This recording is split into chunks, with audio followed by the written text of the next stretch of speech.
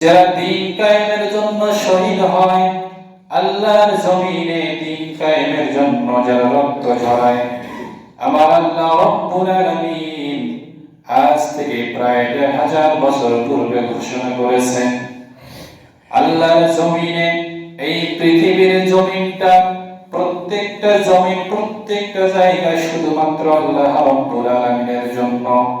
এই আল্লাহর জমিনে যারা দিন কায়েমের জন্য রক্ত ঝরায়, আমি আল্লাহ রব্বুল আলামিন আজ থেকে ১৪০০ বছর পূর্বে আমার বান্দা বান্দীদের জন্য ঘোষণা করে দিলাম, যারা আল্লাহর জমিনে রক্ত ঝরায়, আল্লাহর জমিনে যারা শহীদ হয়ে যায়, এদেরকে তোমরা কখনো মৃত্যু বলো না, এরা কখনো মৃত্যু নয়, বরঞ্চ এদের রক্ত আমার জমিনে পড়ার আগেই আমি তাকে শহীদের মর্তবা দান করে দিয়েছি। কিন্তু আল্লাহর জমিনে এখন যারা রক্ত ঝরায়, আল্লাহর জমিনে যারা রক্ত দেয়, এখন পর্যন্ত আমাদের সমাজে প্রশ্ন ওঠে, যারা আল্লাহর জমিনে রক্ত ঝরায় এদেরকে শহীদ করা যাবে না। আজ থেকে কয়েক বছর পূর্বে বর্তমান সমাজের, বর্তমান দেশের যারা কর্ণধার, আমাদের এই কর্ণধারদের মধ্য থেকে একজন ঘোষণা করেছিলেন, রাস্তার মধ্যে যদি একটা কুকুর মারা যায়, রাস্তার মধ্যে যদি একটা বিড়াল মরে পড়ে থাকে, সেই বিড়ালকেও শহীদ ঘোষণা করা লাগবে। রাস্তার মধ্যে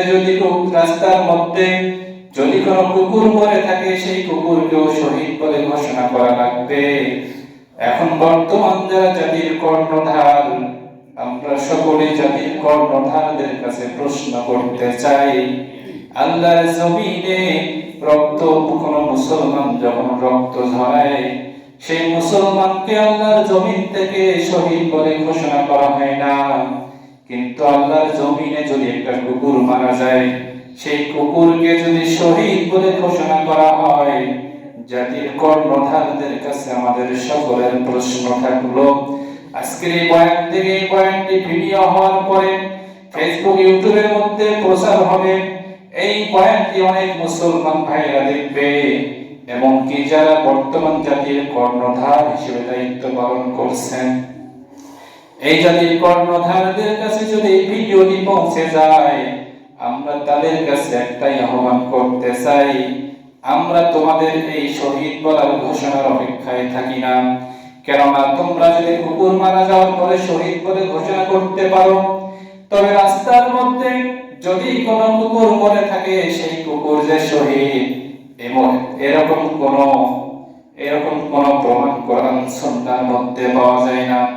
অথচ আল্লাহ রাব্বুল আলামিন এই রাস্তার আল্লাহর জমিনে যারা রক্ত ঝরায়, আল্লাহ রাব্বুল আলামিন কাল সেই ১৪০০ বছর পূর্বে ঘোষণা করে দিয়েছেন, যারা রাস্তার মধ্যে রক্ত ঝরায়, দিন কায়েমের জন্য যারা রক্ত ঝরায়, দেশের সম্পদ রক্ষা করতে গিয়ে যারা রক্ত ঝরায়, এরা কখনো শহীদ নয়, এরা মৃত্যুর পর এদের জমিনে রক্তটুকু পড়ার আগেই আমি আল্লাহ রাব্বুল আলামিন এদেরকে শহীদের মর্যাদা দান করে দিয়েছি।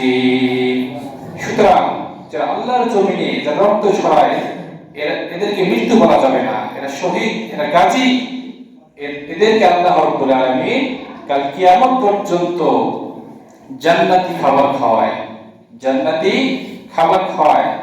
আর যারা আল্লাহর জমিনে যারা নিজের জীবনকে যারা নিজে হত্যা করে, বিষ খেয়ে গলায় দড়ি দিয়ে যারা মারা যায়, এদেরকে আল্লাহ রাব্বুল আলামিনের হুকুমে সারাটি জীবন তারা আসমানের নিচে আর জমিনের উপরে এরা সব সময় উড়ন্ত অবস্থায় থাকবে। উড়ন্ত পাখি যেরকম রাস্তার মধ্যে উড়াইতে থাকে, এরকম উড়ন্ত পাখির মতো ওনারা এই অবস্থায় কিয়ামত পর্যন্ত কষ্ট ভোগ করতে থাকবে। আর যারা আল্লাহর জমিনে যারা শহীদ হয়, এদেরকে কাল কিয়ামত পর্যন্ত আল্লাহ রাব্বুল আলামিন জান্নাতি খাবার খাওয়াবে বলে সুবহানাল্লাহ। সুতরাং আমরা যারা এগুলোকে যারা অবিশ্বাস করি, তারা স্বয়ং সে আল্লাহর কোরআনকে তারা অবিশ্বাস করে। কেননা আল্লাহ তাআলা ১৪০০ বছর পূর্বে বলেছেন, যাদের এই দিন কায়েমের জন্য, ইসলাম কায়েমের জন্য, দেশের সম্পদকে রক্ষা করার জন্য যাদের রক্ত আল্লাহর জমিনে পড়বে, এরা শহীদ, এদের মর্যাদা আল্লাহ তাআলা দিয়ে থাকেন। এটা 1400 বছর পূর্বে আল্লাহ রাব্বুল আলামিন পবিত্র কোরআনে ঘোষণা করেছেন। আসুন আমার যে আজকের আলোচ্য বিষয় সেটা হচ্ছে সূরা হজ আয়াত নাম্বার 77। সূরা হজের 77 নম্বর আয়াতে কারিমা আপনাদের সম্মুখে তেলাওয়াত করেছি। আমরা এই আয়াতের অর্থকে আমরা ব্যাখ্যা বিশ্লেষণ করব। ব্যাখ্যা বিশ্লেষণ করা অবস্থায় আমাদের মধ্যে যদি কোনো ভুল ভ্রান্তি, ভুল ত্রুটি ধরা পড়ে, আমরা এই ভুলকে নিজে ধরে সংশোধন করার জন্য চেষ্টা করব। সকলে পড়ি আমিন। আল্লাহ রাব্বুল বলেছেন, ইয়া আইয়ুহাল্লাযীনা আমানু রকাউ ওয়াসজুদু ওয়া'বুদু রাব্বাকুম ওয়া ফা'আলুল খায়রা লা'আল্লাকুম তুফলিহুন। আল্লাহ রাব্বুল বলেন, ও হে তোমরা যারা ঈমান এনেছো, আমাদের সম্পর্কে আল্লাহ রাব্বুল আলামিন উদ্দেশ্য করে বলেছেন, ও হে তোমরা যারা ঈমান এনেছো। আমরা ঈমান পেয়েছি নাকি এনেছি? আমরা ঈমান এনেছি। তোমরা যারা ঈমান এনেছো তোমরা রুকু করো। ইয়া আইয়ুহাল্লাযীনা আমানু, ও হে ঈমানদার, তোমরা যারা ঈমান এনেছো, ইয়া আইয়ুহাল্লাযীনা আমানু রকাউ, তোমরা রুকু করো, ওয়াসজুদু, সিজদা করো, ওয়া'বুদু, রবের ইবাদত করো, ওয়া ফা'আলুল খায়রা লা'আল্লাকুম তুফলিহুন, এবং উত্তম কাজগুলো করো, তাহলেই তোমরা সফলতা অর্জন করতে পারবে। জোরে বলি সুবহানাল্লাহ। আমরা এখন এই আয়াতের ব্যাখ্যা বিশ্লেষণে আসব। আল্লাহ রাব্বুল বলেছেন তোমরা রুকু করো। তবে এখানে ছোট্ট একটি মেসেজ দিয়েছেন আল্লাহ রাব্বুল আলামিন। এই রুকু করার আগে বলেছেন যে রুকু করতে হবে, তবে রুকু করলেই তো শুধু হবে না। হবে কি? হবে না। রুকু করার আগে যে সমস্ত বিধিবিধান আল্লাহ রাব্বুল আলামিন আপনার আমার জন্য অর্পিত করেছেন, রুকু করার আগে যে সমস্ত নিয়মকানুন আপনার আমার জন্য দিয়েছেন, মুসলমান নরনারীদের জন্য রুকু করার আগে যে সমস্ত বিধান দিয়েছেন, এই সমস্ত বিধান মানার পরে রুকু করতে বলেছেন। আয়াতের অর্থ শুধু অর্থ বললে হবে না, এটা ব্যাখ্যা বিশ্লেষণ করে বোঝাতে হবে। তাহলে রুকু করার আগে আপনাকে আমাকে কি করতে হবে? রুকু করার আগে আল্লাহ রাব্বুল আলামিন আপনার আমার জন্য যে বিধানগুলো দিয়েছেন, এই সমস্ত বিধানের কোনো শেষ নাই। তার মধ্য থেকে কয়েকটি কথা বলতে চাই। নামাজের বাহিরে এবং ভিতরে 13 ফরজ, এটা আমাদের অনেকের জানা আছে, আবার অনেকের জানা নেই। নামাজের বাহিরে এবং ভিতরে 13 ফরজ, নামাজের বাহিরে 7 ফরজ। এই 7 ফরজটা কিন্তু রুকুর আগে। আলোচনা বোঝার চেষ্টা করবেন। আল্লাহ তাআলা যে বলেছেন তোমরা রুকু করো, শুধু কি রুকু করলে হবে? জি না, রুকু করার আগের বিধানগুলো মানতে হবে। যে নামাজের বাহিরে এবং ভিতরে যে 13 ফরজ, নামাজের বাহিরে 7 ফরজ, এরপরে নামাজের ভিতরে 7 ফরজ আছে।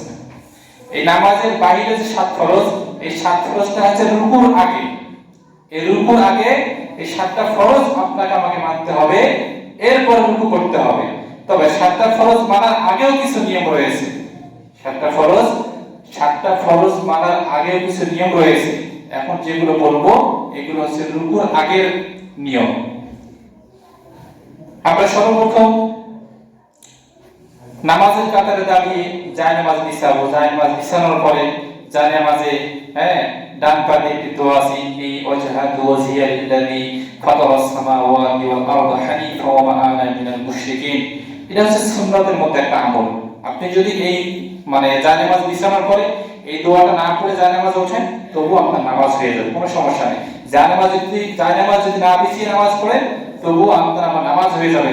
কেননা সাহাবায়ে কেরাম আল্লাহ রাসূল সাল্লাল্লাহু আলাইহি ওয়াসাল্লাম ওনারা এমনও প্রমাণ পাওয়া যায় যে খেজুরের ডাল আছে না, খেজুরের ডালের উপর খেজুরের ডাল বিছিয়ে নামাজ পড়েছেন, এরকম প্রমাণ কোরআন সুন্নাহর মধ্যে পাওয়া যায়।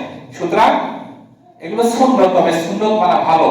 যে ব্যক্তি একটা সুন্নাত মানতে পারবে সে ব্যক্তি আল্লাহ রাসূল বলেছেন সে ব্যক্তি 100 শহীদের মর্যাদা পাবে। সুবহানাল্লাহ। এজন্য আমরা এই সমস্ত নিয়ম মানব। এরপরে জায়নামাজ দাঁড়ানোর পরে আপনার আমার যে 7টা ফরজ রয়েছে, এই 7টা ফরজ মানতে হবে। 1 নম্বরে শরীর পাক। 1 নম্বরে শরীর পাক। আপনার আমার যদি শরীরটা পাক না থাকে, তাহলে আপনার আমার নামাজ হবে না। তাহলে বুঝলাম কি শরীর পাক করা ফরজ। এই আমলটা কোথায়, এই বিধানটা কখন? রুকু করার আগে। রুকু করার আগে আপনার আমার শরীরটা পাক থাকতে হবে। যদি শরীর পাক থাকে তাহলে আপনার আমার নামাজ হবে। 2 নম্বরে কাপড় পাক। 2 নম্বরে কি? কাপড় পাক। কাপড় পাক করা ফরজ। আপনি যদি অপবিত্র কাপড় গায়ে দিয়ে মসজিদে এসে নামাজ পড়েন তাহলে আপনার আমার নামাজ হবে না। দেখুন আজকে আল্লাহর মসজিদে আমরা এসেছি, এখানে আসলে দেখবেন যে ছিঁড়া কাপড়, ছিঁড়া পাঞ্জাবি, ছিঁড়া টুপি, ছিঁড়া লুঙ্গি এগুলো পরিধান করে আসা হয়। আপনি একটা বিষয় লক্ষ্য করেন, আপনি যদি আপনার দূরান্ত জায়গায় কোনো আপনার আত্মীয় স্বজনের বাসায় যাচ্ছেন, আপনি সেখানে নোংরা কাপড়, ছিঁড়া লুঙ্গি, ছিঁড়া টুপি এগুলো পরিধান করে আপনি কখনোই যাবেন না। বরঞ্চ আপনি সুন্দর সুন্দর পোশাক, পবিত্রতার পোশাক, যে পোশাক বাড়ির মধ্যে সেই মনে করেন যে গোপনীয় জায়গায় সুকেজের মধ্যে যে পোশাক ছিল সেই পোশাক পরিধান করে আপনি যাবেন। ঠিক তদ্রুপ আল্লাহর ঘর মসজিদে আপনি এসেছেন, পবিত্র পোশাক গায়ে দিয়ে এখানে আসতে হবে, মানে পবিত্রতা পরিচ্ছন্ন হয়ে এই ঘরের মধ্যে আসতে হবে। কেননা এই ঘরের জন্য আল্লাহ তাআলা সকলকে কবুল করেন না। যাদেরকে আল্লাহ তাআলা কবুল করেন শুধুমাত্র তারাই এই ঘরের মধ্যে আসতে পারে। তাহলে আমরা যে পোশাক গায়ে দেব এই পোশাকের মধ্যে কোনো অপবিত্রতা লেগে থাকা যাবে না। পবিত্র পোশাক গায়ে দিয়ে আসতে হবে আমাদের সকলকে। তাহলে 1 নম্বরে শরীর পাক, 2 নম্বরে কাপড় পাক, 3 নম্বরে নামাজের জায়গা পাক। 3 নম্বরে নামাজের জায়গা পাক। এই নামাজের জায়গা যদি পাক না থাকে আমাদের নামাজ হবে না।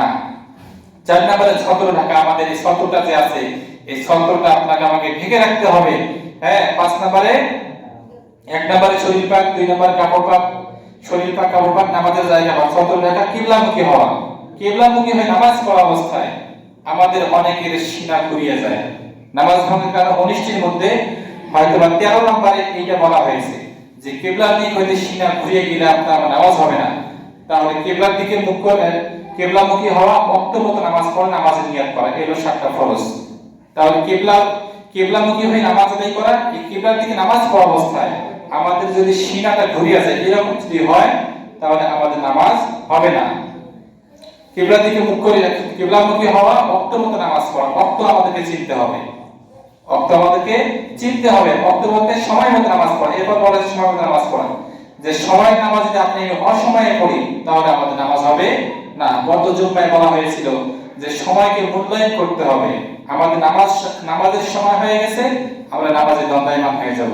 এখন আমাদের পিছনে এখন মনে হয় মাস্টার আসুক, ডাক্তার আসুক, এগুলো দেখার কোনো সময় নাই। কারণ আল্লাহ রাব্বুল আলামিন সূরা নিসার 103 নম্বর আয়াতে বলেছেন, তোমরা যে সময় কয়েকজন মুসলিম মিলে যে সময়কে নির্ধারণ করবা এই সময়ের মধ্যে নামাজ পড়া তোমাদের জন্য ফরজ। এই সময়ের মধ্যে নামাজ পড়া ফরজ, অর্থাৎ সময় মতো মানে ওয়াক্ত মতো নামাজ আদায় করা, সময় মতো নামাজ আদায় করা। আল্লাহ তাআলা আমাদের সকলকে সময় মতো নামাজ আদায় করা তৌফিক দান করুন, আমিন। তাহলে এখন যেগুলো বিধান বললাম, নিয়ম বললাম, এই নিয়মগুলো কি মানে রুকুর আগে নাকি পরে? রুকুর আগে এগুলো নিয়ম মানতেই হবে। এখানে এমন আশিকে রাসূল রয়েছেন যে এই সমস্ত নিয়ম জানেই না। নামাজের বাহিরে এবং ভিতরে যে 13 ফরজ, এই 13টি ফরজ আমাদের অনেকের জানা নাই। জানার বাহিরে জানে না, শুধু মসজিদে আসে, রুকু সিজদাতে চলে যায়, আর বাজারে গিয়ে বিড়ি সিগারেট খায়। কথা বলেন ঠিক কিনা? আসলে এগুলো আমাদের সকলের জন্য জানা একান্ত জরুরি। এরপরে নামাজের মধ্যে দাঁড়িয়ে নিয়ত করার পরে আপনাকে আমাকে তাউজ তাসমিয়া অর্থাৎ আউযু বিল্লাহ বিসমিল্লাহর সহিত সূরা ফাতিহা পাঠ করতে হবে। সূরা ফাতিহা পাঠ করতে হবে। যে সূরা ফাতিহা পাঠ না করলে আপনার আমার নামাজ হবে না, নামাজ হবে না। এমনও মানুষ রয়েছে এখানে সূরা ফাতিহার মধ্যে অসংখ্য ভুল আছে। তো আমাদের ভুলটা থাকে কেন? ভুলটা কি জন্যই থাকবে? আপনি আমি 20-25 বছর থেকে নামাজ আদায় করি, এখন পর্যন্ত সূরা ফাতিহার মধ্যে ভুল, তাহলে এই ভুল থেকে এটাই বোঝা যায় আমাদের নামাজের মধ্যে গুরুত্ব কম।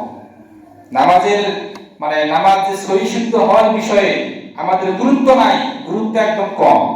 সূরা ফাতিহা শেষে আমি যদি কোন সূরা পাঠ করতে যাই, সূরার শুরুতে যেমন আমি সূরা ফাতিহা পড়লাম আস্তে, আস্তে আমি বলা সুন্নাত, আমি না বললে কোনো সমস্যা নাই।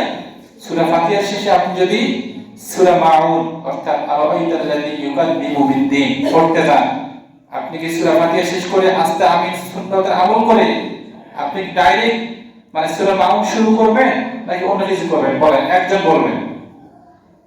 আমি সূরা ফাতিহা পড়লাম, সূরা ফাতিহা পড়ার পরে আমিন আস্তে বলা সুন্নাত, আমি এই আমলটা করলাম, করার পরে মনে করেন যে সূরা ফিল করতেছি, আলাম তাও সূরা ফিল বলে তো আপনি বুঝবেন, আমাকে বোঝেও না, ঠিক আছে না? আলাম তারা পড়তেছি, আমি কি ডাইরেক্ট আলাম তারা বলে শুরু করব নাকি এর আগে কিছু বলবো? বলেন, একজন বলবেন। আলহামদুলিল্লাহ, বিসমিল্লাহ পাঠ করতে হবে, অর্থাৎ সূরার শুরুতে বিসমিল্লাহ পাঠ করা মুস্তাহাব। বিসমিল্লাহ পাঠ করতেই হবে। বিসমিল্লাহ পাঠ করার পরে সূরা মিলাতে হবে। প্রথম রাকাতে হবে বড় সূরা, দ্বিতীয় রাকাতে ছোট সূরা। তাহলে এই সমস্ত বিধান আছে রুকুর আগে। এরপরে রুকু করব। রুকুতে যাওয়ার পরে আমি কিন্তু আজকে সূরা আমাদের ৭৭ নম্বর মানে ৭৭ নম্বর আয়াত থেকে কথা বলতেছি। রুকু করার সময় রুকুতে যখন যাব আমাদের পিঠ এমন ভাবে মানে এরকম সোজা হবে যে পিঠের মাঝখানে যদি আমরা পানি ঢেলে দেই সেই পানিটা সামনের দিকেও আগাবে পিছনের দিকেও আগাবে, একদম সোজা হয়ে দাঁড়াতে হবে, একদম সোজা হয়ে এরকম পাকা হতে হবে। এরকম আমি মানে অনেকের লক্ষ্য করেছি যে অনেকে রুকু আদায় হয় না, অনেকে রুকু আদায় হয় না, এরকম সিজদায় যায় কিন্তু মানে পিঠটা থেকে এরকম এরকম যদি থাকে আমাদের নামাজ হবে না। রুকু করতে হবে, আল্লাহ তাআলা বলেছেন যে তোমরা রুকু করো। রুকুর আগের নিয়ম তো বললাম, আরো অনেক নিয়ম রয়েছে, হ্যাঁ, যেটা গুরুত্বপূর্ণ, যেটা না মানলেই নয় সেটা আপনাদেরকে বলেছি। আর যেটা সুন্নাত, সুন্নতের কোনো শেষ নাই। তাই রুকু করার সময় আপনার আমার পিঠ থাকবে একদম এরকম সোজা। এরপরে সুবহান রাব্বিয়াল আযীম, হ্যাঁ, এটা পড়তে হবে কয়বার? 3 বার, 5 বার, 7 বার। 5 বার 7 বার হওয়ার কারণ কি? এর একটা কারণ রয়েছে। 5 বার 7 বার হওয়ার পিছনে একটা কারণ আছে। সেটা আল্লাহ রাসূল সাল্লাল্লাহু আলাইহি ওয়াসাল্লাম যখন রুকু করতেন, যখন সিজদা করতেন, তখন তার নাতি হাসান হুসাইন তার পিঠের মধ্যে উঠে বসতেন। জোরে বলি না সুবহানাল্লাহ। পিঠের মধ্যে বসে থাকতেন। এজন্য তার নাতি যতক্ষণ পর্যন্ত সেখান থেকে নামতেন না উনি রুকু তাসবিহ পড়তে থাকেন। 5 বার পড়তেন, 7 বার পড়তেন, 9 বার পড়তেন, রুকু তাসবিহ পড়তেন। সুবহান রাব্বিয়াল আযীম, সুবহান রাব্বিয়াল আযীম। এটা যদি সহি শুদ্ধ না হয় আমাদের রুকু হবে না, আর রুকু না হলে নামাজ হবে না। রুকু থেকে ওঠার পরে কি পড়তে হবে? রব্বানা লাকাল হামদ। সকলে পড়ি রব্বানা লাকাল হামদ। একটু জবান খোলেন, আল্লাহ তাআলা জবান দিয়েছেন, জবান খুলে একটু পড়েন, যেহেতু আমাদের এগুলোর মধ্যে ভুল রয়েছে ভাই, এগুলো পড়তে কোনো সমস্যা নাই। সকলে পড়ি রব্বানা লাকাল হামদ হামদান কাসীরা তাইয়িবান মুবারাকান ফি। এইটা পড়ার পরে আপনাকে আমাকে ওয়াসজুদু, সিজদার মধ্যে অবস্থান করতে হবে, সিজদায় যেতে হবে। তবে সিজদায় যাওয়ার আগে আমরা অনেকেই অনেক রকম ভুল করে থাকি। আমাদের ইমাম আবু হানিফা রাহমাতুল্লাহ আলাইহি এর মতে আমাদের হাঁটু আগে যাবে, আর আহলে হাদিস ইমাম শাফিঈ রাহমাতুল্লাহ আলাইহি ওনার মতে আগে 2 হাত আগে যাবে। তো আপনারা বলেন আমরা কার অনুসারী? ইমাম আবু হানিফার অনুসারী। তাহলে আমরা যদি ইমাম আবু হানিফার অনুসারী হয়ে থাকি, আমাদের মাযহাব যদি ইমাম আবু হানিফা হয়, তাহলে আমাদের আগে কি যাবে? হাঁটু যাবে, এরপরে হাত যাবে। আমরা অনেকে ভুল করি, অনেকে আগে হাত দিয়ে ফেলি। আপনি যদি ইমাম আবু হানিফার অনুসারী হয়ে থাকেন তাহলে আপনাকে আমাকে আগে হাত দিতে হবে। আচ্ছা, সিজদার মধ্যে যাওয়ার পরে আগে কি কপাল লাগবে নাকি নাক লাগবে? কি লাগবে? নাক লাগবে। আমাদের এখানে অনেকের ভুল আছে, আমরা অনেকে কপাল লাগাই, অনেকে জানি না, এই নিয়মগুলো জানি না। আগে লাগবে নাক, এরপর লাগবে কপাল, এরপর আপনি সেখানে কি করবো? সুবহান রাব্বিয়াল আ'লা। এখানে সহি শুদ্ধতার প্রয়োজন রয়েছে। সহি শুদ্ধতা যদি না হয় তাহলে আপনার নামাজ হবে না। সুবহান রাব্বিয়াল আ'লা। অনেকে এমন হয়ে পড়ে, হ্যাঁ, আমি এখানে নামাজ পড়া অবস্থায় আশেপাশে যারা নামাজ পড়ে তাদের মানে পড়ার আওয়াজগুলো একটু হলেও কানের মধ্যে আসে। আমি মাঝে মধ্যে লক্ষ্য করি যখন বসে থাকি যে রুকুর তাসবিহগুলোর মধ্যে ভুল রয়েছে তাদের। পরে সুবহান রাব্বিয়াল আ'লা, সুবহান রাব্বিয়াল আ'লা। জি না, এত স্বাভাবিকভাবে পড়তে হবে না, এটা অস্বাভাবিকভাবে পড়তে হবে। কি জন্য অস্বাভাবিকভাবে পড়তে হবে?